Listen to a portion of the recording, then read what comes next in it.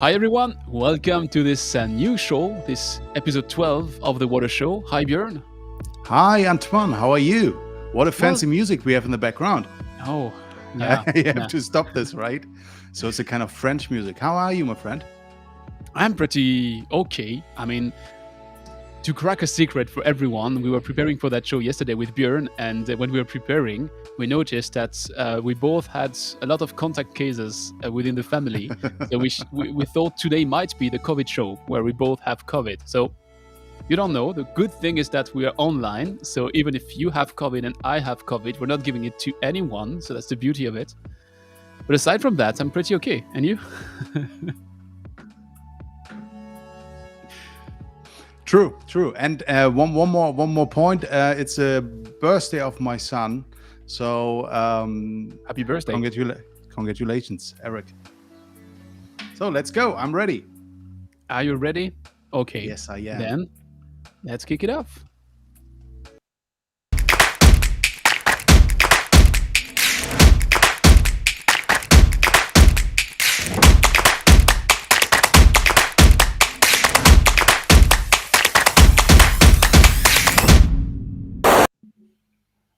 Alles. So we are officially inside the real water show. So I'll leave the opening word to Björn. So the floor is all yours once you've finished playing with your tablet. No, I just switched the Wi-Fi out because sometimes we need more bandwidth. So the first thing is welcome everybody. Welcome to our show. Our presenter, our partner today, unfortunately is top secret because it's a branch of a big holding.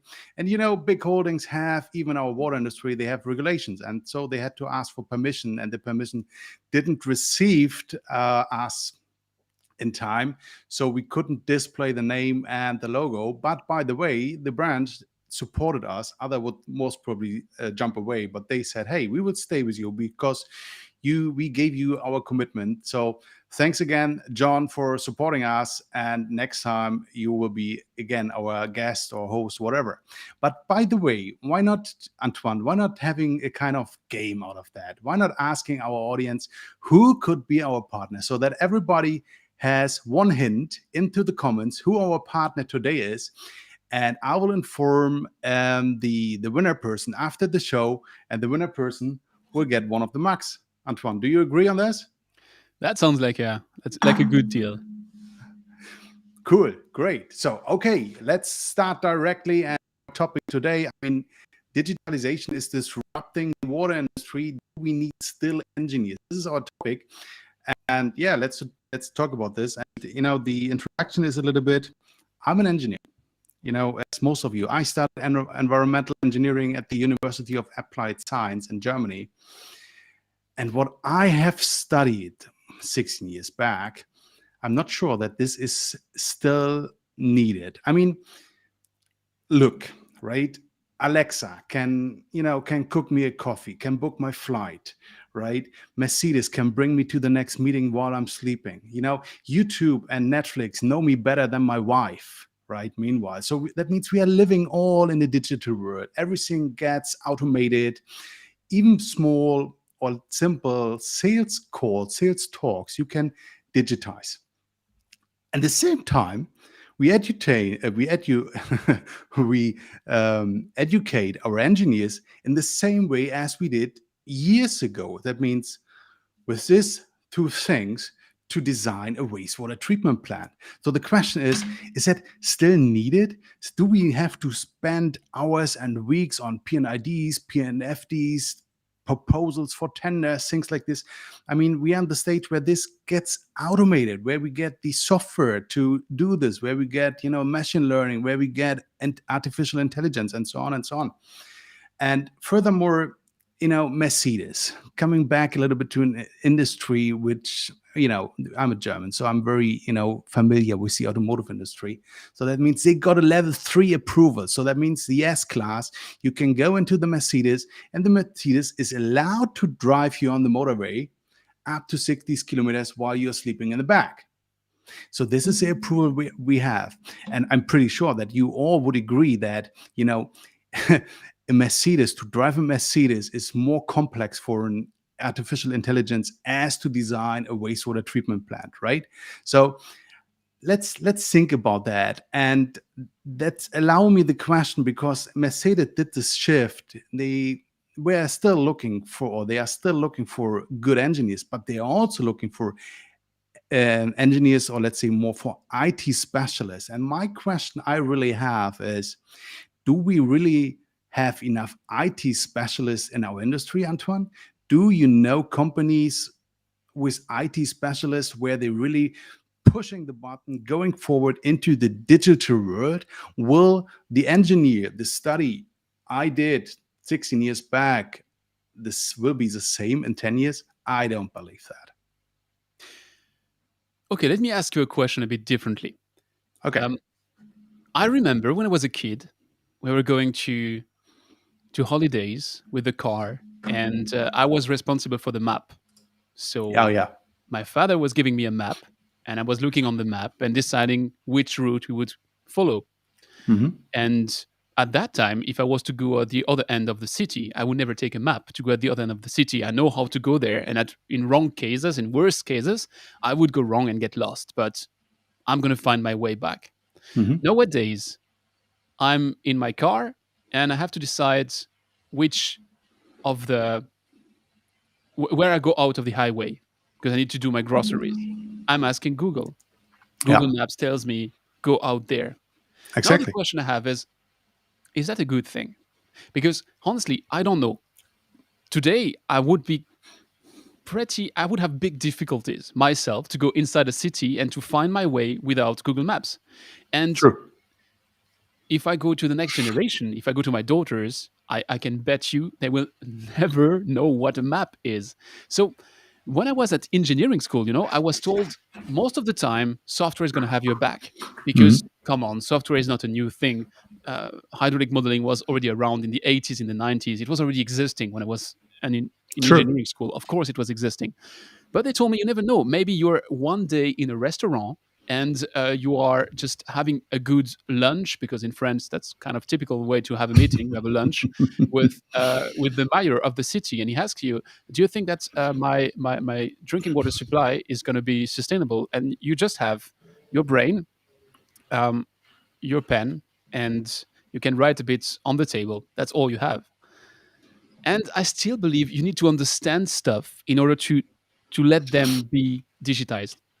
You're fully right. And that's why I'm not saying, hey, the engineer in the form I studied will extinct. I'm saying in future, we will see a hybrid model between, let's say, the classical engineering who is able to go, let's say, with a pen and a piece of paper, and he can take the major, parameters, and he can design somehow the wastewater treatment plant. But in the end, he's also able to understand all the languages, to understand software, to understand how machine learning works, and so on. And he's able to connect these both worlds. I think that's the future, and it's not the future that we stick to the pen and the the pencil, and the piece of and the sheet of paper. That we really go to the next level. That we say, okay, we need this knowledge also to be the new engineer in future. That's what I'm saying. And I'm saying in 10 years, definitely, the university, they have to change their program. They have to bring this also into the, into the study, that you get this, into the head of the people, right? Because we need this. Pretty sure. Okay, what I propose you, Björn, is we will be going a bit deeper because right now I think Ryan has a point. We still need engineers, but Yeah, but let's go. not the engineers we know from the past. That's the point. The point is really we need engineers with IT knowledge. That is the point.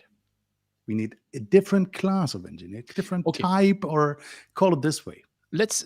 We were scratching the surface. Let's now go Okay. in the depth. What I propose you, I'm just going to propose you a four-step framework, and then we can dive into that four-step framework and discuss some examples and agree to disagree, because that's usually what we do. So the four steps are: first, gather data. If you go to a digitization effort, the first thing you have to do is to gather data. And most of the time, people think digitization is about having a cool computer doing all the stuff or a cool smartphone doing all the stuff. But long before all of that, there's this very single first step, which is to gather the data. So that's step one. Correct. Step Mhm. two is the digital twin. Now, digital twin is, let's say, the fancy buzzword about it, which is used right now, but there are many different types of digital twin. Basically, when you have a map, the map which I was mentioning before, the map is a digital twin of the road. I mean, you cannot take your car and take it on the map. If you have the map, it's just a representation of the road. So there are many levels of digital twin, but you need at some point to have this representation of what you're dealing with. So that's level two. Level three is now you have your digital twin, but on top of that, that digital twin is active. So you have a process modeling, which is running on that digital twin. You have artificial intelligence, or you have machine learning, or whatever you want, but it is active and it's giving you some insights. It's telling you there's something Mhm. which is happening, you shall do something. So that's level three. But the human is still in charge. And today, all the digitization, at least from the one I know, if you know something else, tell me in the chat. I'd be really interested. But all the digitization efforts, they stop there. Yet, there is a fourth stage. And the fourth stage is to say, okay, if already my digital twin is computing, is working, is telling me you should do that, why doesn't he actually do it?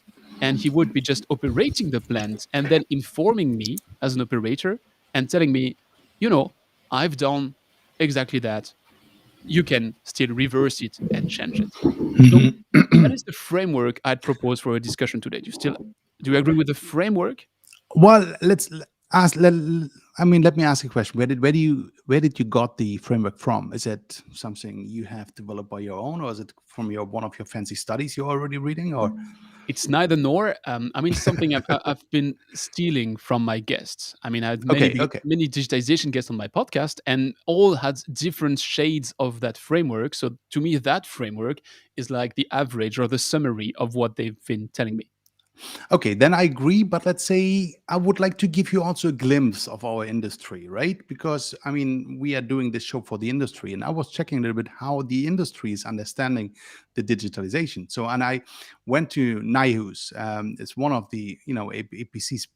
By the way, I'm not sure, Antoine, it's a little bit off topic. Have you realized that they changed a little bit their name, especially on LinkedIn, from NIHUS Industry to NIHUS Sour Industry?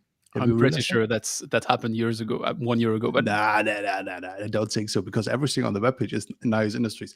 But that's it off topic. And there's still a race between NIOS and Skion, between, Hübner and Menno Holterman. But again, off you're going topic. off No, topic, Jared. I'm going off topic. Yeah, no, I like that. But I was checking at NIOS and I found something interesting at NIOS because their way they understand the digitalization is four steps. They are also a kind of framework. The first thing is remote controlling and monitoring data analyzing. So it goes in line with you.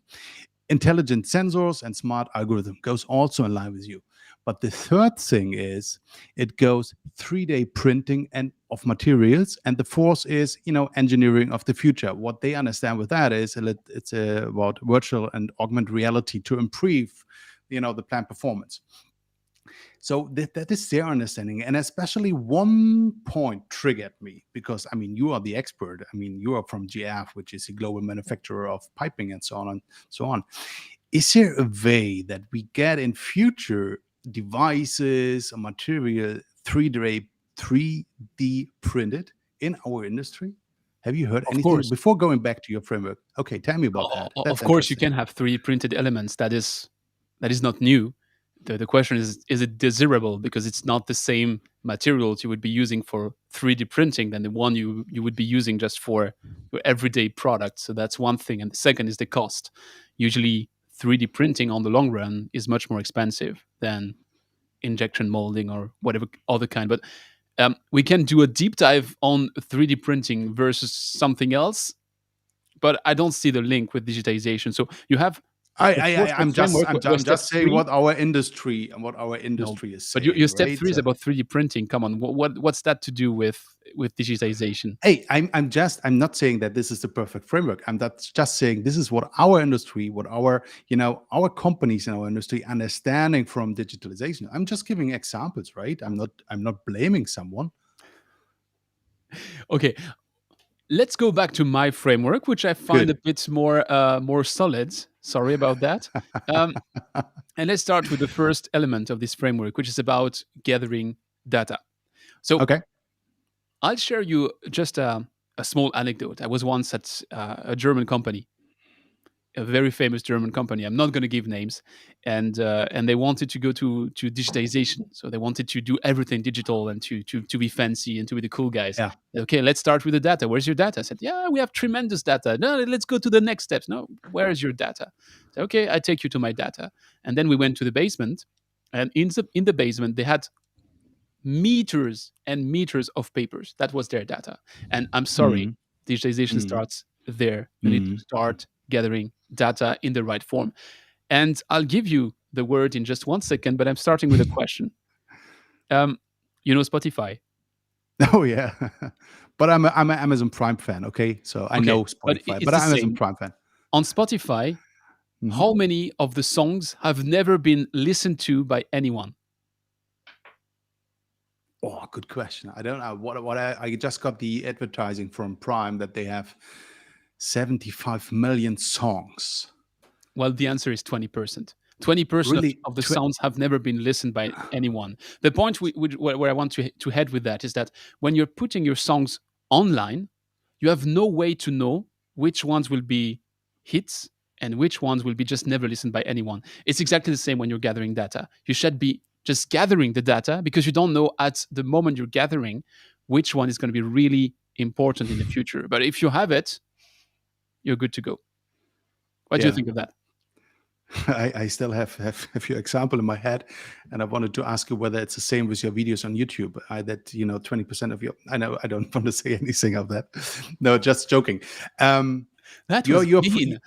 Yeah, I know that. It just come, spontaneously. No, what? Let's say to add to your, to your story. Another thing is, I've been to a conference 2 years ago, and this conference, if I remember right, was in Frankfurt, and a lot of water companies were together, and we talked also about digitalization. And what I still have in my head that is that every supplier from a device from a technology said, yeah, we all want to go with digitalization, but the data are mine. So they didn't want they wanted to collect, they wanted to gather the data, but they wanted to kept it on their own. So my question I had at this point was, okay, what is the benefit for for the client or for someone who's operating these plants if you collect your data?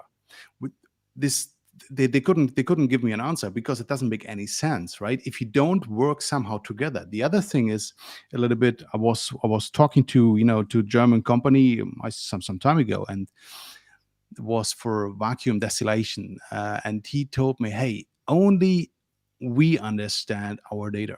So, and that, I mean, back to my question with the automotive industry, the automotive industry is going together. That means Mercedes is going together with Audi, with BMW up to a certain point. They develop something together. Think about our we have kids, right? So they are sitting in a safety share, and they are connected with the isofix. So the isofix, for instance, is developed by them together.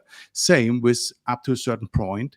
The data connections and all these things, they are developed together up to a certain point before they go alone. Why are we are not able to define a standard in our industry that the companies, the suppliers for devices, for things like this, that they are working together and say that is the standard, and we are working this together out? Why is that not happen? What tells you that it doesn't happen?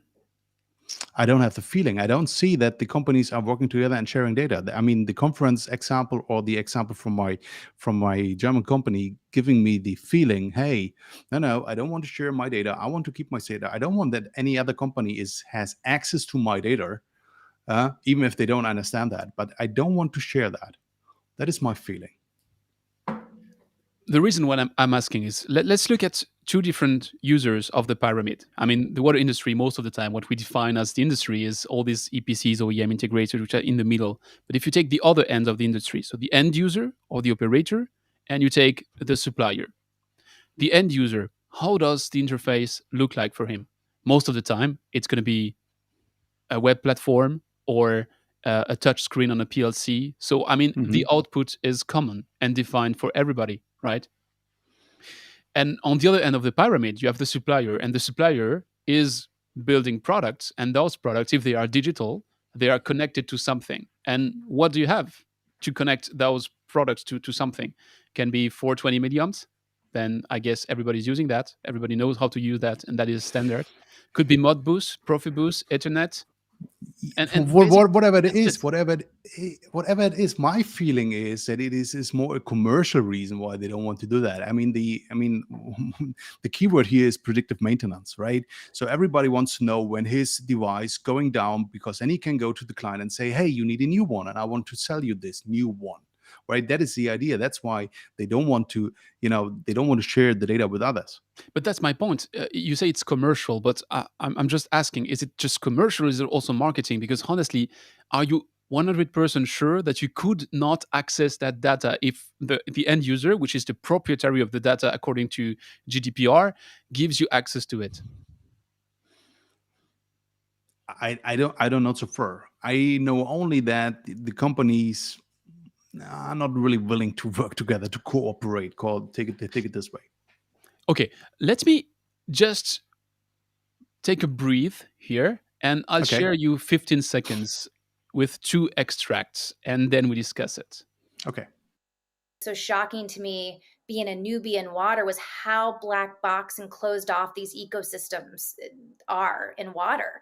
I think that the industry is at its best when everyone is sharing what they do. Hey, exactly my point. Exactly my point. Exactly your point. Absolutely. And the So reason why I'm why is it saying why this, is it not possible? I don't get it in my head. If we want that's to what I'm bring questioning. this to the next level, why is it not possible? That's what I'm questioning. Because honestly, I can give you the example of what we've done at GF Piping Systems. Mhm. 5 or 6 years ago, we've launched a service which is called Track and Trace. And when we launched that service, it was proprietary. So you could not Mhm. access it if you were someone else. Mhm. And then we discussed with the market. That was a first attempt at digitization. And when we discussed with the market told us, guys, this is nuts. We are never going to use something which is closed. And they were very clear and they were very straightforward. So we had to change just because at some point you're never inventing anything as a company. You're just stealing the ideas from your customers and applying it. And we redid our product and then it was open source. And that is exactly what Luke Butler is saying in that extract. He's saying, we have two ways to do it. The first way is to say, oh God, I want to protect everything. Or the second way is to say, I have probably a benefit with this open source approach. And I think that this change is ongoing. If you take the softwares that we had to run plants Mhm. or networks in the 90s, they were fully closed. I can give you an example. I was at a city in France and they showed me the way they're operating both their plants and their networks. And they had to run MS DOS on a Windows 8 computer just because that bloody software was still in MS DOS. But it was a closed environment, and they didn't want to take the hundred of thousands it takes to make a custom software to just redo everything. But that is a thinking and a mindset Mhm. from the 90s. I'm pretty Mhm. sure Mhm. that in Mhm. 2020, it's different. I mean, there's an interesting point just came in by Alexander Crowell. He's saying, "Hey, there's someone at the sideline, the public, right? This is also needs to be considered, right? Especially if you're talking about MS DOS and so on. This If you're goes taking aligned that with one, your I had an yeah. interesting discussion on with the founder, David Lynch, the founder of Clear, and what he Mhm. said me. Um, he told me, we shall be cautious with what we give to the public. So to me, that is again a fully different story because we have to be. I mean, um, I don't know how much that translates in English, but in French we're saying like between stealers, you don't learn to steal. Like we are between us with the water industry. We shouldn't be hiding things just because we know what it is. It's water, and we know what the matter is. But If you give to the public 1 Mm. million information, that's going to be scary to them, because if you have no clue what a water treatment plant is, and suddenly you say, oh my god, oh my god, oh my god, 8 grams of COD is coming on me, I'm going to die. Well, if you don't know that it's harmless, yes, you're going to die. True. you, But you see my let's point? yeah, absolutely. But let's come back a little bit to your framework, that we have a little bit some idea where we go along. But before that, I would like to ask just Sheldon, to what do you mean with breach? I don't really get it. I have an idea, but I'm not sure. Maybe you can clarify this for me. Anyway, I mean, if we are still back, let's say in your framework, then Step we have one, also gathering the step data. one. So that means we have to talk also about smart water, right? Do we? We should. We should. We should. So that means if we talk about smart water, then we should consider one thing. I would like to show right now. It's a surprise because even Antoine has no clue. So what I want to what I want to show is, guys, smart water is not what is in the bottle, right? This is an advertising. This is a branch of Coca-Cola where they produce water which is distilled, and then they add all the minerals, and then they sell it for a very, very, very high price. These And are they the are saying, water. then and they at the same time they are saying smart is the new sexy. I mean, Jennifer maybe is sexy, but the water is not smart. Okay, just joke aside, maybe we can come back to the topic.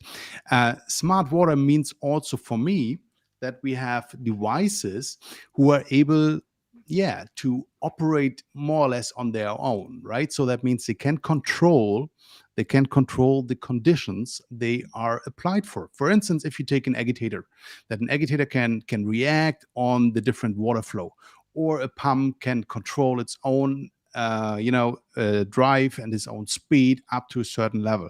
These are the kind of smart water things we are talking about. My question here is, are companies, for instance, like Xylem, they have a lot of devices. Are they a little bit, let's say, in the pole position if it comes to the small smart meter? And can they a little bit, with the carrot and the stick, to come back to Sheldon's picture recently, can they, push a little bit the market with their dominance due to the fact that they have these kind of products? I have the feeling you're reinventing the wheel. I Mhm. have the feeling that is not digitization at all. That's called process automation. I mean, what is Yeah, process but automation all about? Process automation is you have one thing that can be moving. So it can be, let's mhm. say, a valve, it can be an agitator, it can be whatever you want it to be. And you have one thing which is giving you a trigger, which is most of the time a sensor.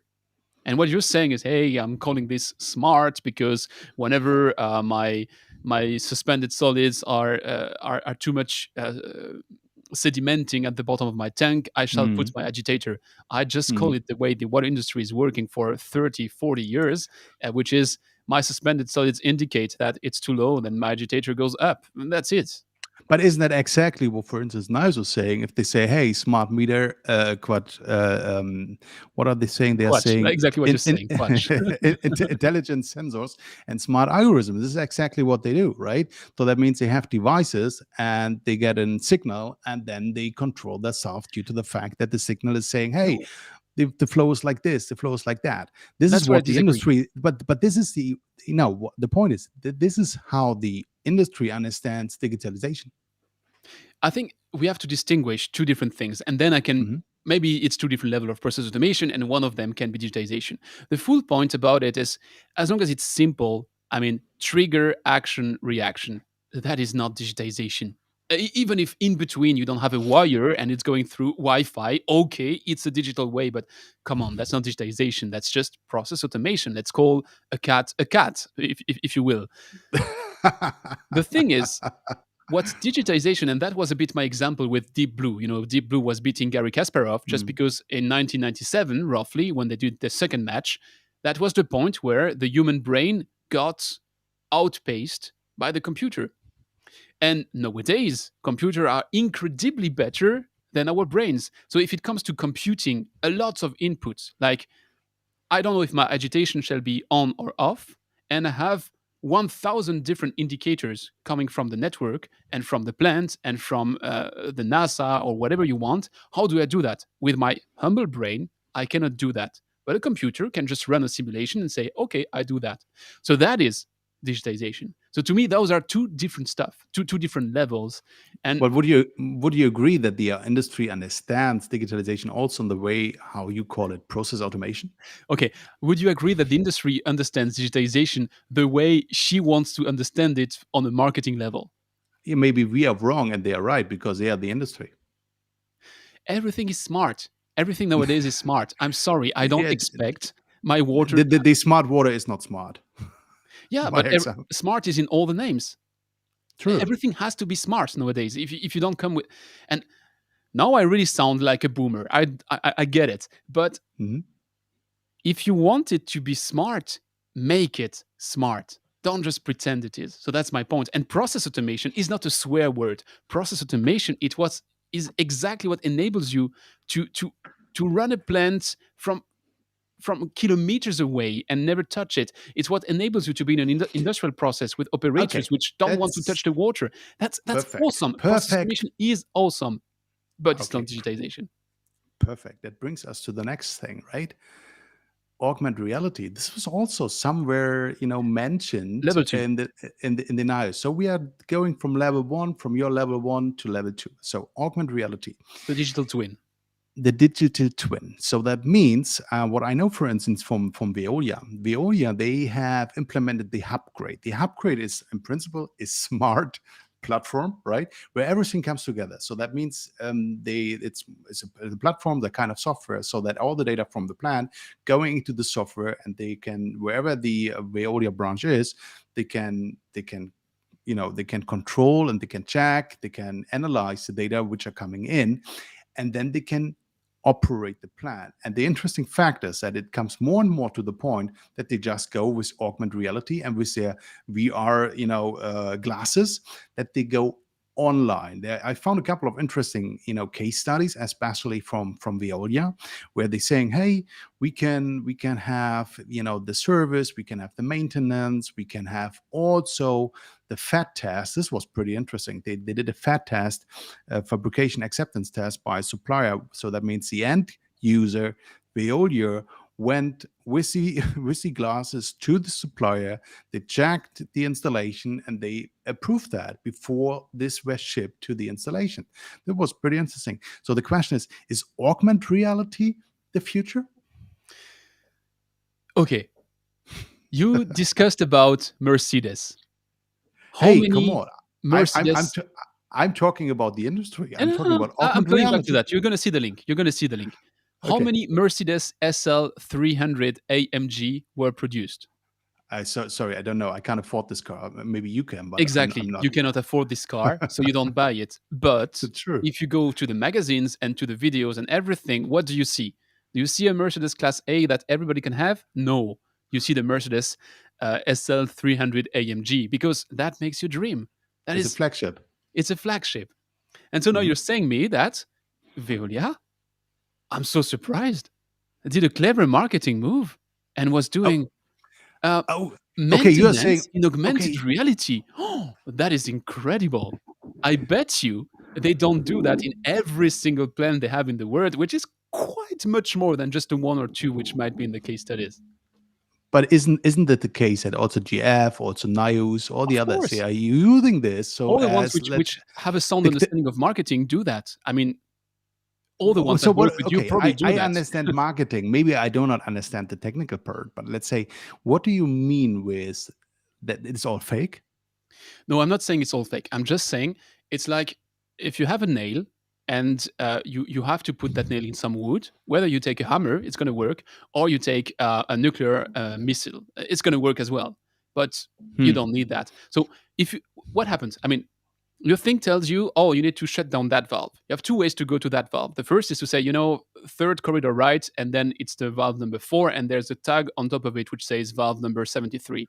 Or you take your VR goggles, you start immersing yourself, and maybe you can put some music. That Björn, you do know that that's never going to happen in a real life and in a real plant. I mean, operators are too busy to play around with VR. And trust me, we are even at GF, we are doing trainings in VR. And Mhm. that's really cool in terms of image because we are giving everyone this image that we are at the same level than the industry. But still, when you have to weld, you're welding with the machine. You're not welding with the VR goggles. Yeah, okay, in terms of welding, but in terms of understanding how the process works, I mean, I remember once I did a commissioning in Calcutta, India, right? So I went there, 12 hours flight, right? So went there to get the installation on operation. So I mean, to save all the cost, to save all the time, I could do the same in somewhere in Germany if I would have access to that. That I mean, that is a point. I mean, I went there, right, and said, okay, this blower, switch it on. Switch it on, was broken. I went back. So I could do the same stuff. So the same stuff of commissioning, I could do it from home. I'm not saying throw the baby away with the bath. That's not what I'm saying. I'm just saying if you tell me there's a digital twin and you can leverage that digital twin, of course, there are now BIM models of the plant. You can run all the commissioning before going actually to the plant and commissioning it. You could even have run the full piloting of the plant before building the plant. So there, I fully agree with you. I'm just reacting like that because you're saying Mm. augmented reality. You don't need augmented reality to do I, that. I, I'm, If you have I'm Skype or Zoom or whatever, it works as well. You have your guy there, and he's going to tell you, "Oh, what should I do?" Yeah, you're sitting in your basement, and still you can work to do your commissioning in Kolkata. That would work. But isn't it? I mean, we all have been on a plant, right? I mean, to get it touched, to get a feeling, to get how that really works. You get this kind of feeling only if you are there, or you get it with the augmented reality. You will not get it with, I don't know, if I just call the operator over there and say, "Hey, switch on the PLC, check this number, check this parameter, do this and this and this." I don't get the feeling how it really works. I get the feeling if I am be there. Unless the water industry became really different from what I know from the water industry, I don't see things you're mentioning commissioning, but commissioning is typically the thing where it never goes to 100% by the plan. So I don't see commissioning happening without people going there to commission. You can prepare but, it but but exactly cleverly. that. Yeah, but okay, I got your point. But I get your point. But exactly the fact that they said in their case study, even the fat test was done this way was pretty interesting, because with the augmented reality you can go a little bit into the installation also. You can see more than, let's say, if there would be a camera with Zoom, right? So I mean, it doesn't really work. That's a BIM model. That's and that's a 3D plant, and that is absolutely cool. And you should have that all the time. Yes, we're in 2022. You should have that. Just stop bothering me with your augmented reality, and then we agree. I propose Okay, you to okay. take a more interesting example, and also from Veolia, just for me to say that I'm not just shitting on their augmented reality. Maybe some other stuff are better, but that brings us to part three, which is the digital twin is now active. So see the difference. In stage two, you have a digital twin. You can be working Uh-huh. with it, but you are still operating. In stage three, the digital twin is running by itself and is doing some computation. And I remember that case because it was shared on my podcast microphone, and it was episode 2 or 3 of my podcast. So when I was still much younger and asking candid questions. And Thomas De Bruyne from Veolia shared me some Zoo is at examples. this time. Zoo is at this time, right? No, it was he was from Veolia, Okay. and he shared an example from blue coding, and blue Mhm. coding is a case in Denmark, and he was saying that thanks to a digital twin running actively on the plant, they were able to have minus 46% on chemical dosing, minus 23% on energy consumption, minus 83 on sewer overflow, and plus 80% hydraulic capacity. So without having to invest, just by operating the plant slightly better thanks to the digital twin, they're bringing Mhm. all of that. So not saying you should have that everywhere. I'm just saying exactly what I said before. The computer has a better brain than the human, hence can find some optimization. Goes in line with what I stated in the beginning. We don't need to be just engineers anymore. We need to also do understand the software, the IT world, all the language. We need to understand this. So, But which goes in line with my argument, right? That we yes, need in no, future no. we need to understand more, So because yes, we need to have the digital twin, because digital twin can can really have some savings for the operator, especially in OPEX. absolutely. But why do you need to have IT knowledge. You don't need to program that. You need to understand what the digital twin is suggesting you. If the digital twin tells Mm. you you shall, Yeah, but who is bringing the digital plan to life? Who is feeding the digital twin with data? Who is setting this up in the right language and is connecting together the right data and so on and so on? To bring it to this level, you need an engineer who understand how wastewater treatment plants work. yeah, but that's where you're contradicting yourself, because you were saying we shall No, have no, no, no, no, we no, shall no. have standards, which means it's not every plant which is doing their own stuff. We'll be using common softwares, but then the engineers still need to understand what the suggestion is. If I tell No, you your MLSS is down, so if your yeah, MLSS is down, what do? You turn up your aeration.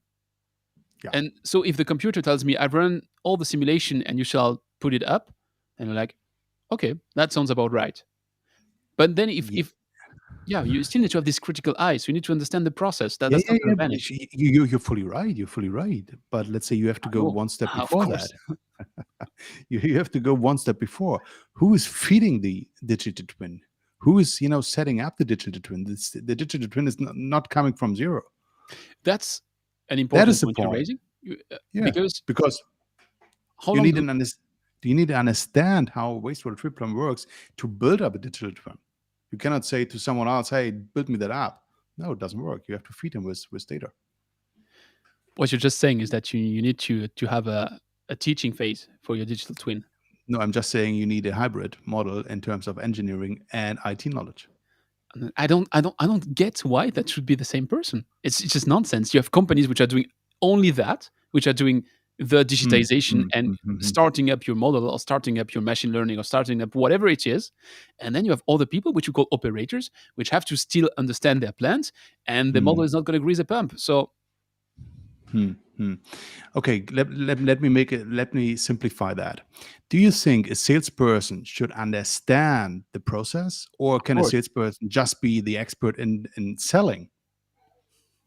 okay, I know where you're heading, but no, the sales the sales guy shall understand the engineering, of course. It's the same. It's the same example. It's the same. You need to understand what the other side is doing. So that means you need to have an understanding of the IT, and that's what I'm saying. Okay, so what you're saying is that it's like when we know that you have to know how to say, I'd like to have a beer in all the languages because that's important. It's the common basic thing you need to know in other languages. Then, if that's what you're saying, I agree. You need to understand the basics of software, and the software guys needs to understand the basics of engineering. But it doesn't mean that all the engineers all of a sudden become half hydraulic and environmental engineer, half software programmers. That's a different skill set. It's not the I'm same not saying thing. half. I'm not saying half, but you need a different skill set, definitely. And even if you What are you have the saying? basics, 95 5? you're just saying basics. But even if you have the basics, you have to change your skill set. That's what you have to do. Of course, you always have to adapt. Absolutely. So, do you agree with me? I agree with what I said that you thought. I'm not agreeing with you. I'm agreeing with the digital twin of you, which I just built. Okay, Hey, but coming back to the question, let's say, I mean, you said that this year we will see the first fully automated wastewater treatment plant. Where is it? level 4. Level 4. That Where's is it? level Where's this 4. plan? And Okay, where's the that is plan? what's crazy. Because recall, level 3, the plant is giving you insights. So Hmm. by level 3, the plant has everything it needs. It has the data, it has the model which was built and which was taught and which was learned and which has everything. And it gives you hints. It could be operating. It could Hmm. fully be operating. We are just not daring to let it operate. Why? I was expecting you. You, I I know mean, what you're you are going to you are say. you are saying this year we will see one plan. So again, the Yes. question is, where is it? Where is this plan? Well, probably at the very beginning, it's going to be on the extreme cases. I mean, if you're running a factory which is at the other end of the world and that factory needs some water, then probably that's the place where I would start to do everything in full automatic modus and to let it run, and just with the operator which can have an eye on it and verify that the machine is doing right, but the machine is operating. So that's Mm, where it's going to mm, start. So I would say somewhere in the basement of an industrial site, because and on an industry which is not super critical because everybody's cautious. But honestly, I don't know for what we're cautious. We're not discussing of something which is brand new from 2021. Process modeling was around in the 90s, and it was fully able to run a plant. I'm I stand my point. Running a plant is not more complex than chess. Hmm. True, that this underlines my Mercedes example. But let's say I was digging a little bit deep into this topic, and I found something from also from Veolia. I mean, the plant automation must be from an APC, and I found Aqua Vista. Aqua Vista by Veolia is a kind of digital twin, and Aquavista is they just the former commercial name of Upgrade. It's the same thing. okay. So I'm telling you what I have found, and you are telling me what the right thing is. Okay, got it. So, and they did this task with the digital twin in Milano, so the biggest wastewater treatment plant in Milano, and they are claiming that theoretically they could run this entire plant by the digital twin. Repeat your sentence. Just the beginning of your sentence. No, you No, can just repeat the beginning of your sentence. I'm not sure I got you. Yeah, you they said are claiming they are claiming that. theoretically Oh, that's the word, theoretically. So that means they are at level 3. It's not level 4. correct, but they could switch to level 4 if they want. All of the That's what. plants in this world could be at level 4. That's what I'm Yeah, but saying. why nobody is doing this? I don't Because get it. let's be serious for 1 second. Because Okay. it's a serious thing. It's water. And Yeah. if let's take back your example of the car. If Mercedes does an awesome car and the service is excellent and the Mhm. reliability is excellent and the customer is happy, Mercedes wins. If now our customers, our water customers, receive excellent water. I mean, they love the way we send the bills, they love the way we treat the network, and they love the taste of our water. So, really, we deliver awesome service. But one Mhm. day, every decade, for 1 minute, we deliver water which is not potable, then we fail. Hmm. Our Okay, that's aim your is explanation. only Okay. the full water industry is only in that business to be compliant. Our customers are allowed to hate us. They can say we have the shittiest service ever. If we are 100% compliant, we do our job right. And that's, Hmm. of course, the reason why would you take a risk? Why would you go for Hmm. something which might make you operate a bit better, which might reduce your energy levels, which might save you Hmm. some capex, some opex, Hmm. when you're taking even a slight risk that at some times of the year you're not compliant? And that's why we're so conservative. We're just conservative by design. Hey, come on. I'm recently I talked to Kobi Nagar from 374 Water, and he said, "Hey, we are boring industry, and we agreed that we are boring conservative industry, but we are not. We are not. Just to say that. But I think even with your glasses, you don't see the elephant in the room. And the elephant in the room is the cyber attacks. It's a step prior what you are saying, because we all know companies, and I know personally a company who was attacked by cyber attacks, which were exactly Sheldon mentioned this, or he was asking this. I know personally a company who was attacked by some bandits, call it this way, and in the end they paid the fine. But this is not what we are talking about. We are talking really about the case as we had last year, for instance, in Florida, in Oldmore. There, the bandits took over an entire water treatment plant, and they changed the dosing for the sodium hydroxide from 100 parts per million to 11,000 parts per million. So they poisoned the water. Luckily, someone from the people realized that, and they changed that, or they could overrule that. But this is exactly the big elephant in the room, isn't it? Let me play the devil's advocate. Did that water go out of the Mhm. plant? From my knowledge, not. Exactly. And so I know I've been discussing that with cyber specialists, which told me, yeah, Mhm. that's the one, because there was no problem. At the end of the day, the water was not going out of the plant, so that's why they allow the news to go out. But that's a bit of a True. conspiracy theory. Yes, there's a risk. So what is your Yes. point? This is not true, this case, or there are many others, No, I'm or saying what is? the case is absolutely true, but is Mhm. harmless as well. Because, Absolutely. Luckily, it is harmless, right? and if you're a conspiracy theory guy, you're saying,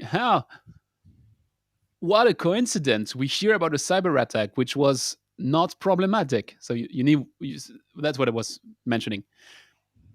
Now coming back So to so yes, between the lies, you are saying there are many more we don't I'm not see in the saying. news I'm saying that when because I someone is that poisoning our water. that's what people usually tell me when I'm Mm. raising that argument. They're telling me, but you don't hear about all the others. But I don't hear neither about the UFO and the aliens. So maybe I'm just not connecting to the right news. Could be. So what I'm saying is that um, yes, there's a risk, but Mm. everything in life is about balancing risk and benefits. And it's a bit this comment which I just highlighted just a minute ago. Um, Yeah, yeah, got good point the from compliance. How yeah. often are we compliant when it comes to wastewater? There was this study because the Mm. story in Florida, everybody heard it. All of a sudden, that one everybody knows it, and as soon as you say digitization, people tell you like Florida. Everybody knows that story. And on the other hand, there was this study in the UK on two sewer. So exactly what this comment is highlighting. And that story was that they've been using artificial intelligence and machine learning to have a look at how many times the two wastewater treatment plants were discharging to the river and were not reaching the levels of quality they should. And they expected those numbers to be like between 5 and 10, and it ended up being at 800. So over the time frame they looked at, 800 times they were discharging levels which are just stupidly crazy or which were not within Mm. the compliance level. Mm. And that is the very simple uses that an automated plant, a digital plant, could be just preventing. Because a plant is able to detect patterns. And if you see the pattern that you're going to go above the limit, then you can do something about it. Whereas as an operator, we work as on off. And I can recall my own example. I was working on a wastewater treatment plant for 6 months. And when I was doing that, honestly, we were coming into the SCADA room, and the SCADA room was like, Christmas tree, like lights everywhere. And Yeah. when it was really becoming really, really red, we thought, okay, let's do something about it. But in many other cases, when it's just orange, or you just say, I don't do it, and then you put turbo mode. Turbo mode always works. Uh, It's True. killing you in terms of energy consumptions, but it always Mm. works. So Mm. Mm. yeah, But a little bit back risk benefit. to the level 4. Are you still think that we will see a full automated plant this year? Absolutely, absolutely. Okay. I doubt, honestly, that it's going to be on the municipal side of things. So that's why I'm pretty sure that your Vilde case in Milano, they could be doing fully Yeah. automated. I'm not sure they will. And if it was on the municipal side, then most probably it's going to be on the wastewater side because, come on, if we kill some fishes, nobody's going to make a big fuss about it. I'm being ironic here. Yeah? Don't take me literally. I'm just saying that unfortunately, that's the way things are. So long before we automate a drinking water plant, which is probably easier to automate, by the way, um, we will be doing it on wastewater. And I think before we do it on municipal wastewater, we will do it on industrial wastewater because industrial wastewater somehow. Yeah. Yeah. Yeah. Sure. Sure. Sure. I mean, there are pretty interesting comments here from OU there. I mean, Alexander was pretty clear. So, engineering question: the current engineering system is broken. We always need engineers, but the tools they don't use. Yeah, very interesting. There was something more. A change of skill set. Need to learn to communicate clearly, so that models can be put in software language. Yeah, but if you want to put something in the software language, then you need not only to communicate clearly, communicate clearly, you need also to understand what is the language about, right? So same as someone else is the other way around. Interesting stuff is coming around. So what do you have, I had Joseph? pinned a couple of ones, more from the Yeah. ones you used. So that one from Joseph saying that what we learn in the faculty will state our basics and our credential. Without our academic backgrounds, engineers will just be operators sitting facing the screen. I fully agree with that. Um, it's I think you have a point, nevertheless, Björn, because if I recall Oh. personally, my engineering school, Mm. we had like 30 hours of drawing with a pen and a sheet Yeah. of paper. And honestly, I don't see who does that, who in the world does that. So that's the kind of thing which could be changed to, Yeah. I don't know, a course on AutoCAD or something like that. But the basics of understanding how the process works, and what is the cycle of carbon, the cycle of nitrogen, the cycle of phosphates, or on the other end of the scope, Mm. what is a cyanobacteria, or what is a cryptosporidium, and why you should be disinfecting your water. I mean, all of those basics have to stay, even if the computer helps a lot Absolutely. in doing that. Absolutely. Absolutely. You need the understanding from the one side and you need the understanding from the other side as well. So I think you said hybrid model, hybrid. you said it very rightly when we were discussing of how stupid I am, because it happened to me that once in a podcast episode I forgot to plug my microphone. So I was speaking in my microphone, but in fact my microphone was not plugged. And you said when a plane is taking off, the pilot has Mhm. his checklist. And I Mhm. think that's what we have to keep in mind as water engineers. It's like our checklist. Even if we are no longer doing ourselves everything on the checklist, we still have to know, just in case one day something goes wrong, each line of this checklist must be familiar to us. So even if it's Absolutely. greasing a pump, or even if it's deciding if you go for turbo mode or normal aeration, that's the kind of stuff you have to understand how that works. True. Very true.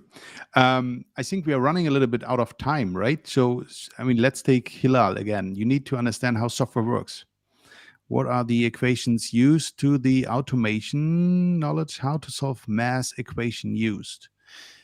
That's the part where we disagreed with Björn. I mean, to me, it's what you're discussing, Hilal. I fully agree, but it's not digitization. It's process automation. You need to understand the logic, and hence to be able to transfer that into a control But logic and into process automation.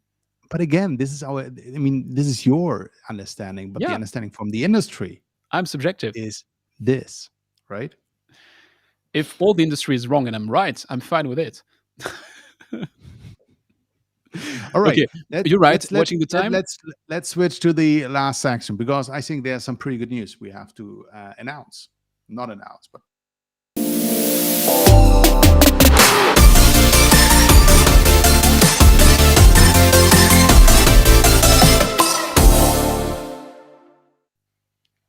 Björn, you have some news.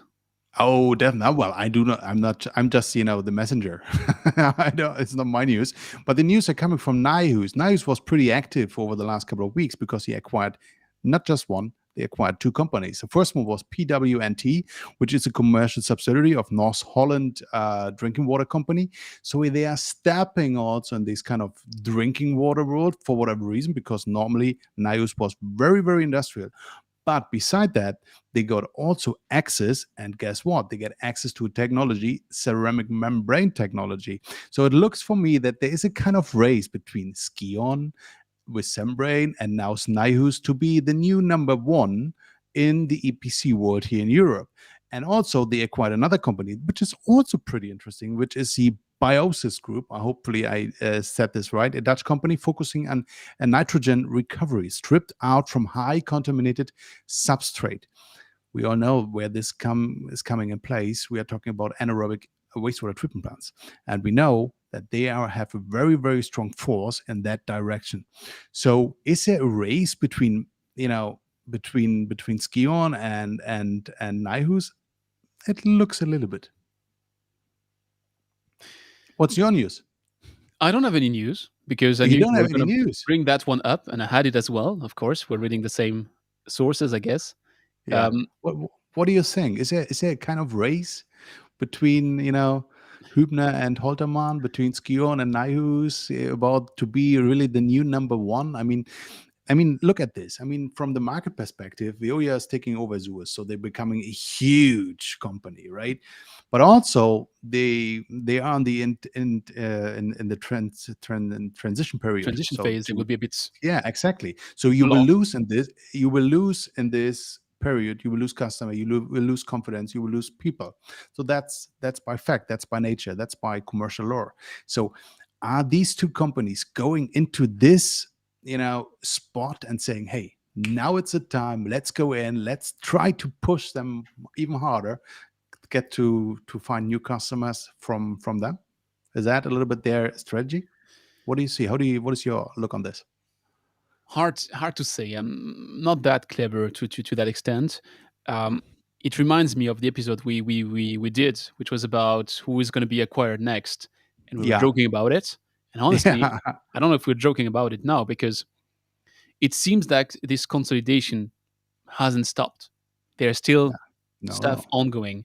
Um, and if you look a bit, and that's, I think you're the specialist of that. If you look at the valuation of companies, some of the companies we have currently out there in the market have valuation which I would just question what Mm. makes them be that high, and some others that low. So Mm. there's something ongoing. I can't put my finger on it, honestly. Some of them are going very vertical, saying, I want to really take that full vertical. That's a bit the approach you're regularly addressing with Grundfos, for instance. And Mm. some others are going very horizontal, like Nihus doing right now, which is to say, Mm. whatever process you will need in your plant, I Mm. have it. It's part Mm. of my portfolio. I'm not going to the bolts and Exactly. nuts. But it's the Someone same. is It's going to do the the bolts and same. nuts. Same with Skion, right? Skion. I mean, the Exactly. big move Exactly. with all the companies. They have Vivo. They have now Enviro, and they have all the technology brands. And interesting race. I think there's something ongoing. I think it's not over. Clearly not. No, definitely not. I would have lots of theories of why it's not over, and lots of theories of what can be transformative again in that industry. Most of them probably are wrong, and probably that's the reason why I get these kind of comments. I'm sorry, Alexander. I don't know what from all the bullshit I've said. I don't know which one pissed you. Just tell me, and I'd be happy to explain further. But jokes aside, I think we shall maybe in a close future have a look at those tectonic plates moving. Yeah. Because we looked at it from the company's perspective. I think we have to look at it from what's moving in the bigger picture, which makes companies react to that. Because Mm. what we're seeing is a reaction. It's not the source of it, and I think we have to put our finger on that. I love it. I love it. Anyway, I think we are coming to the end, Antoine. Right? Was a great show. I I think think we we didn't agreed. disagree on everything. I'm a bit I worried. think, but I think we agreed that, let's say, we need at least some knowledge. Even with your study, you're saying that you was not so happy with that in the end, and you agreed a lot of points with me. That's new for me, so I have to digest this first. Good. So jokes aside and private jokes aside, thanks all Absolutely. for having been with us. That was a Yeah. pleasure. It's a renewed pleasure. I have to say here that show after show, we have better audiences, more people watching us, more people listening to us. And Yes. to us, it's a Yes. blessing, not because we are looking at numbers, but just because that means that we are a bit connecting those topics together in the industry together, humbly from our place. But that's really heartwarming. You don't see all the preparation, all the behind the scenes, but we are working and pouring our souls into delivering you the best show every month. So, if there's anything you believe we could be doing better in the future, please come to us and tell us. We are really happy to get some feedback. And if you have some topics which we still miss and we just let it go over our noses, just tell us. We are really looking to that. But my conclusion there is really thanks a lot. Thanks to all of you. Couldn't be possible without you. Even Great. without you, Björn, couldn't be possible. Thank you, Antoine. I can just give it back. Thanks a lot. I think you made a great statement and great final words. Thanks a lot. See you next See you time. next month. Thanks for being here. Thank you, guys.